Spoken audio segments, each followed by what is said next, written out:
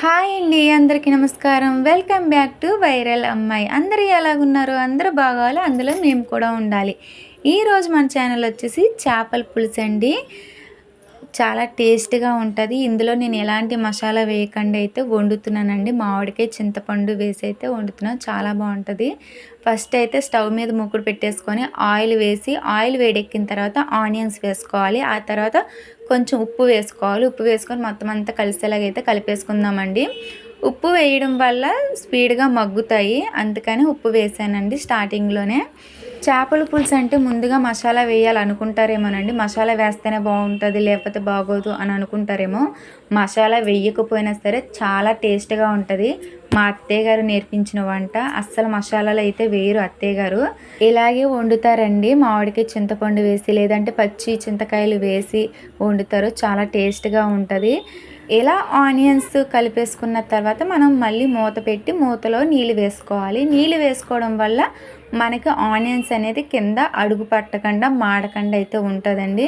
ఒక్కొక్క గిన్నె దలసరిగా ఉంటే ఎలా పెట్టినా మాడదు. ఒక్కొక్క గిన్నె పలచగా ఉంటే కనుక ఆనియన్స్ అనేది కింద అడుగెట్టేస్తుంది. ఆ అడుగు పట్టకుండా అయితే మనకి వాటర్ ఇలా మూత మీద వేసుకుంటే ఆనియన్స్ అనేది మాడకుండా అడుగు పెట్టకుండా అయితే ఉంటాయండి. ఎందుకంటే పొయ్యి దగ్గరే ఉండి అస్తమాలు కలపం కదండి. కొంచెంసేపు మగ్గాలనేసి మూత పెట్టి కొంచెం లోనికి వెళ్ళి ఇంకేదైనా పని చేసుకుంటాం కదా. అలాంటి టైంలో ఒక అడుగు లేట్ అయినా సరే మాడకంట ఉంటుంది. ఇప్పుడు దాకా మీకు ఎవరికైనా తెలియకపోతే కనుక ఇప్పటి నుంచి ట్రై చేయండి, ఇలా మూతలో వాటర్ వేసుకోవడం. ఈ మూతలో వేసుకున్న నీళ్ళు మంచి నీళ్ళేనండి. మనం కర్రీలో నీళ్ళు వేసినప్పుడు ఈ మూతలో నీళ్ళు వేసేసుకుంటే ఏం పర్వాలేదు. ఇప్పుడైతే మూత తీసి ఇంకోసారి అయితే కలిపేసుకుందాము. ఇంకొంచెం మగ్గాలండి. కలిపేసుకొని అయితే మూత పెట్టేసుకుందాం.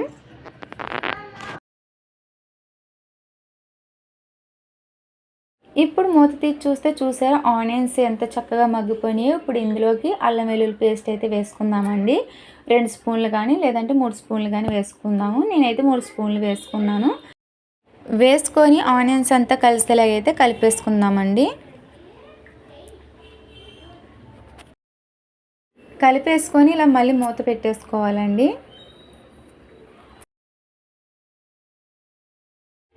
ఇప్పుడు మూత తీసి చూసుకుందామండి. చూసారా, మళ్ళీ ఒకసారి అయితే కలిపేసుకుందాము. ఇలా కలిపేసుకున్న తర్వాత మ్యాంగో గుజ్జు అండి, అది తురుముకున్నాను. అందరూ చిన్న చిన్న మొక్కల కోసం లేదంటే పెద్ద పెద్ద మొక్కల కోసం వేస్తారు. నేను ఇలా తురుముకొని వేసుకున్నానండి. చాలా బాగుంటుంది. ఇలా వేసుకోవడం వల్ల మొత్తం మన పులుపు అనేది ఆ ఫిష్ ముక్క ఏదైతే ఉందో చేప ముక్కలకి అయితే చక్కగా పడుతుంది. అది కూడా మనకి గుజ్జుగా జ్యూసీగా ఉంటుంది.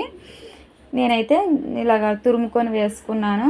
నేను ఇలాగే వేసుకోమని చెప్పట్లేదండి. ఇలాగా వేసుకోవచ్చు, లేదంటే చిన్న చిన్న ముక్కలు కట్ చేసి వేసుకోవచ్చు. లేదు తినాలి అనుకుంటే పెద్ద పెద్ద ముక్కలు కూడా కోసుకొని వేసుకోవచ్చు అండి. మీకు ఎలా కుదిరితే అలా వేసుకోండి. నేనైతే ఇలా వేసుకున్నాను. నాకు ఇలా బాగుంటుంది కాబట్టి ఇలా వేసుకున్నాను. మెయిన్ ఏంటంటే చేప ముక్కలకి ఈ పులుపు అనేది చాలా చక్కగా పడుతుంది. అందుకని నేను ఇలా వేసుకున్నాను. కలిపేసుకున్న తర్వాత మూత అయితే పెట్టేసుకోవాలి. ఇప్పుడు మళ్ళీ ఒకసారి మూత తీసుకొని కలుపుకుందామండి.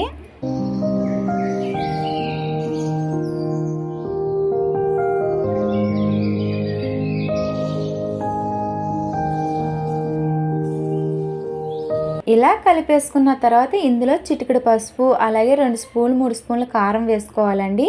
మంట ఎక్కువ తినేవాళ్ళు ఎక్కువ వేసుకోండి, తక్కువ తినేవాళ్ళు తక్కువ వేసుకోండి. ఇలా వేసుకున్న తర్వాత మొత్తం అంతా కలిసేలాగైతే కలిపేసుకుందామండి. బాగా ఫ్రై కింద అయితే చేసుకుందాము. ఇలా 2-3 సార్లు ఇలా కలిపేసుకున్న తర్వాత ఇప్పుడు ఇందులో వాటర్ అనేది వేసుకుందాము. నేను మూతలో వేసిన వాటర్ లేవండి, అవి ఇంకిపోయినాయి. అందుకని నేను సపరేట్గా అయితే మళ్ళీ వాటర్ వేసుకుంటున్నాను.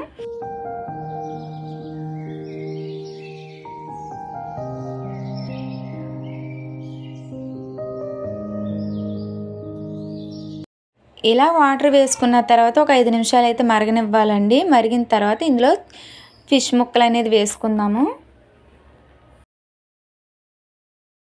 ఇలా మరుగుతున్నప్పుడు ఇప్పుడు ఇందులో చేప ముక్కలు వేసుకుందామండి. చేప ముక్కలు ఎలా కడగాలంటే ఉప్పు, పసుపు, అలాగే పెరుగు వేసుకొని శుభ్రంగా కడిగేసుకోవాలండి. ఇలా శుభ్రంగా కడిగేసుకొని అయితే వేసుకోవాలండి.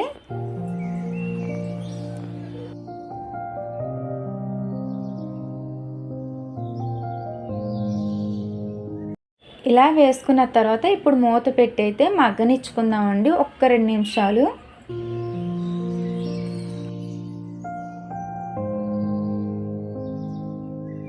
ఇప్పుడైతే మూత తీసి చూసుకుందాము. చూసారా చేప ముక్కలు కొంచెం మగ్గిపోయినాయి కదండి. ఇప్పుడు ఇందులోకి ముందుగా కోసి పెట్టుకున్న పచ్చిమిర్చి అనేది వేసుకుందాం. ఎక్కువగా వేసుకుంటున్నానండి. ఇందులో పచ్చిమిర్చి చాలా బాగుంటుంది తినేటప్పుడు, అందుకే నేను ఎక్కువగా వేసుకున్నాను.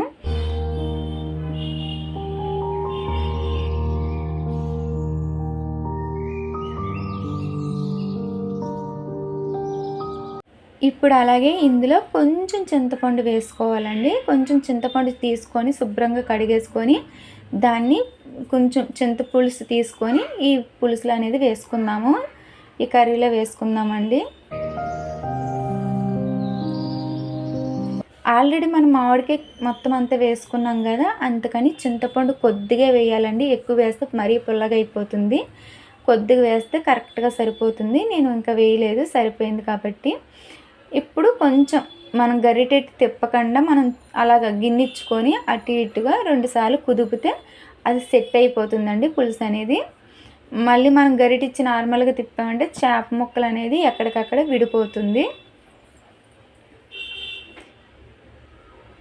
ఇలా కలుపుకున్న తర్వాత ఇందులో శుభ్రంగా కడుక్కున్న కొత్తిమీర అలాగే కరివేపాకు వేసుకొని మరగబెట్టుకుందామండి ఒక 10 నిమిషాల పాటు. ఇప్పుడు చేపల పులుసు మీద అసలు మూత పెట్టొద్దండి. పులుసు వేసేటప్పుడు మూత పెడితే ఆ కర్రీ టేస్ట్ అనేది బాగోదు.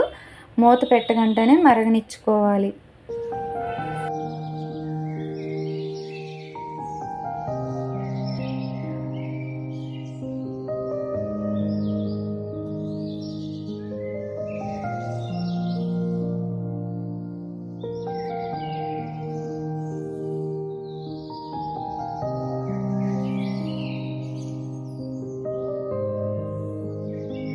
చూసారా చేపల పులుసు ఎంత చక్కగా మరుగుతుందో. ఆయిల్ అంతా పైకి తేలింది చూసారా. ఇలా మరుగుతూ ఉండాలండి. 10-15 నిమిషాలు అయితే ఇలా మరగపెట్టుకోవాలి. మధ్య మధ్యలో అలా గరిటిచ్చుకొని కొంచెం కొంచెం కలుపుతూ ఉంటే పులుసు అనేది సెట్ అవుతూ ఉంటుందండి.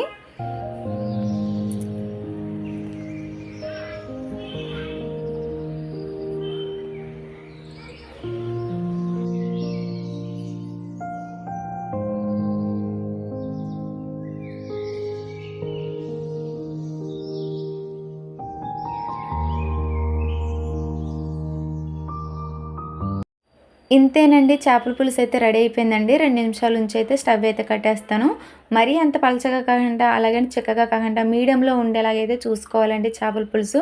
మరీ పలచగా ఉన్నా బాగోదు, అలాగని మరీ చిక్కగా ఉన్న కర్రీలాగా అయిపోతుంది, అలా కూడా బాగోదు. మధ్య మధ్యలో ఇలా గిన్నెచ్చుకొని అయితే మనం తిప్పితే ఆ చేపలు అనేది విరక్కుండా బాగుంటుంది. చూసారా ఆయిల్ ఎప్పుడైతే పైకి వచ్చేసిందో కర్రీ రెడీ అయిపోయినట్టేనండి. చేపల పులుసు అయితే రెడీ అయిపోయింది. మీకు ఎలాగ అనిపించిందో కామెంట్ చేసి అయితే చెప్పండి. అలాగే లైక్ చేయండి, షేర్ చేయండి, సబ్స్క్రైబ్ చేసుకోండి, పక్కన ఉన్న గంట సింబల్ క్లిక్ చేయండి.